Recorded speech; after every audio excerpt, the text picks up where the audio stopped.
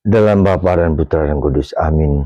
Bapa di surga, kami mengucap syukur dan terima kasih atas rahmat dan kasih-Mu. Kau mencintai kami meski orang yang dekat dengan kami sekalipun tidak menerima dan tidak mencintai kami. Bantu kami untuk mengalami kasih-Mu itu di atas segala sesuatu demi Kristus Tuhan dan pengantara kami. Amin. Para saudara, kitab Nabi Yesaya sungguh-sungguh mengharukan bagi kita. Meskipun ibumu meninggalkan atau melupakanmu, aku tak pernah melupakanmu. Kata-kata ini sungguh menohok dan penting bagi kita, bahwa Tuhan tak pernah meninggalkan kita. Dan janji Tuhan itu bukan janji yang diabaikan. Janji Tuhan itu janji yang kekal dari dulu sampai sekarang, kekal, abadi. Ya. Dan itu pula yang menjadi dasar seluruh perjalanan hidup kita. Tuhan mencintai kita, mengasihi kita, menerima kita apa adanya. Meski mungkin orang yang dekat dengan kita tak peduli lagi dengan kita, tapi Tuhan setia kepada kita. Karena itu maka kita harus sadar dan mengalaminya. Tak boleh ragu, tak boleh tidak pasti, tapi sungguh-sungguh menerima, mengakui, ya, mengasihi kasih Tuhan yang tak terhingga itu. Dan itu kita bisa lihat kehendak Bapa yang hanya mencintai dan menyelamatkan kita. Dan Yesus mengatakan bahwa apa yang dilakukan Bapa, Ia lakukan. Bapa membangkitkan orang mati, Dia juga membangkitkan orang mati. Apa yang dilakukan Bapa dilakukan oleh Yesus.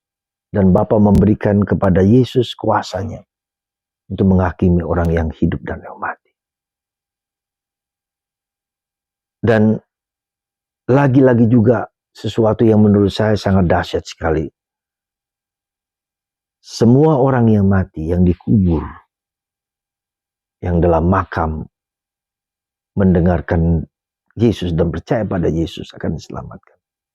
Jadi karya Yesus itu bukan hanya karya ketika untuk orang-orang yang hidup, tapi juga untuk orang yang mati.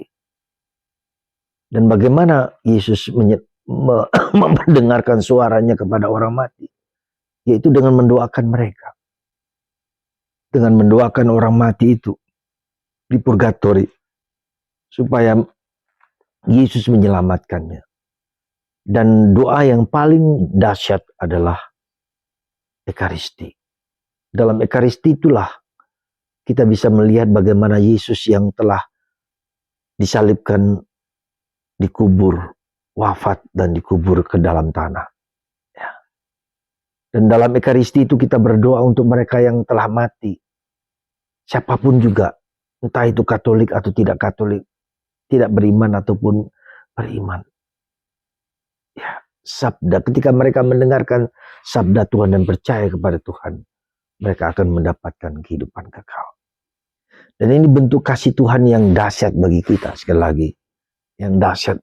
Tuhan mempedulikan kita, ya, menyelamatkan kita, menebus kita, bahkan ketika kita mati sekalipun.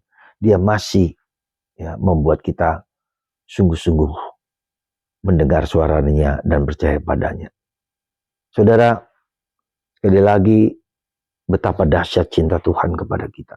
Tuhan tak pernah meninggalkan kita, bahkan ketika kita mati sekalipun. Sekali lagi, terima kasih Yesus, terima kasih Bapa. Kami dapat mengenal Bapa karena Yesus. Dan Yesuslah yang membawa kami kepada Bapa. Luar biasa. Sekali lagi luar biasa, hanya lewat Yesus kita sampai kepada Bapa. Hanya lewat Yesus kita sampai kepada Allah. Semoga sabda Yesus sungguh-sungguh menguatkan kita semua. Berkat Tuhan atas kita semua.